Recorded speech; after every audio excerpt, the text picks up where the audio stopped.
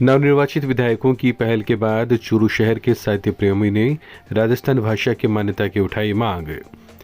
राजस्थान विधानसभा में नवनिर्वाचित विधायकों के शपथ ग्रहण समारोह के दौरान भाजपा और कांग्रेस के विधायकों की तरफ से राजस्थानी भाषा में शपथ लेने की मांग उठाए जाने के बाद अब विधायकों की पहल को देखते हुए चूरू शहर के साहित्य प्रेमियों ने सरकार से राजस्थानी भाषा को मान्यता देने की मांग की है। साहित्य प्रेमियों के मंदिर के रूप में विख्यात नगरश्री चूरू के सचिव श्याम सुंदर शर्मा ने बताया कि राजस्थानी बोली बहुत समृद्ध है और इसे एक भाषा का रूप दिया जाना अत्यंत आवश्यक है। केंद्र सरकार को जल्द से जल्द 8वीं अनुसूची में इसे शामिल किया जाना चाहिए।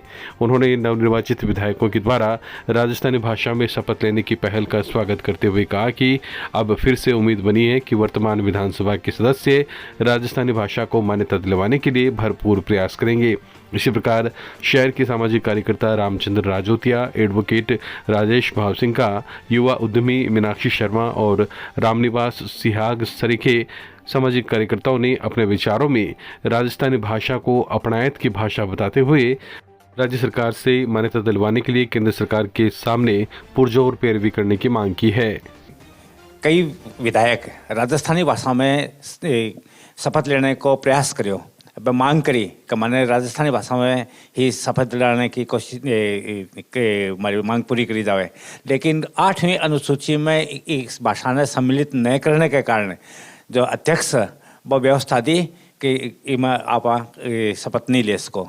लेकिन आ एक बड़ी विडंबना है अपने प्रांत के लिए, अपने राजस्थान के लिए, पूरे राजस्थान के लिए कि आज इतना वर्षों के बाद में भी, आज़ादी के 75 वर्ष के बाद में भी आप इनको एक संघर्ष कर रहा हाँ, आप अभी तक भी अपनी बोली ने भाषा के रूप में मान्यता को दिला पा रहा, जबकि वास्तविकता यह है कि राजस्थानी भाषा हिंदी से ही नहीं अन्य जो भाषा है बहुत ज़्यादा प्राचीन है। मेरी भी पुरजोर मांग है कि राजस्थानी भाषा ने जल्दी से जल्दी 8वीं अनुसूची में शामिल करके और इन्हें एक भाषा बोली से भाषा को एक मान्यता प्रदान करी जावे।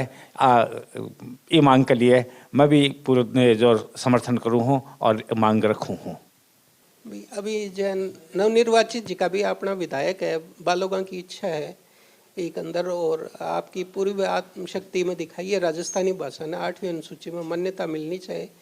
तो राजस्थान में इतनी जनसंख्या है भी न देखते हुए 8वीं अनुसूची में इन्हें मान्यता मिलनी चाहिए। ये के लिए वे विधानसभा में शपथ लेने को प्रयास करो, लेकिन संवैधानिक मान्यता एक कानूनी बिंदु है। विधानसभा के लिए प्रस्ताव भी पारित कर चुकी, तो मेरे हिसाब से इन्हें जल्दी से जल्दी 8वीं अनुसूची में राजस्थानी भाषा ने मान्यता मिलनी चाहिए।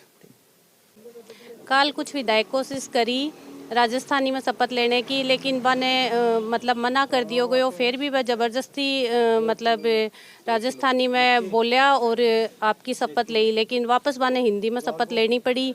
पर मेरो जो मानना है वो यह है कि अपन सबने कोशिश करनी चाहिए अपनी राजस्थानी के लिए। सब जगह अलग अलग है, शेखावाटी में अलग तरीके से बोली जावे, मारवाड़ी कोटा में अलग तरीके से बोली जाए, सब क्षेत्रों की अलग अलग है, लेकिन है तो आखिर में अपनी राजस्थानी भाषा ही।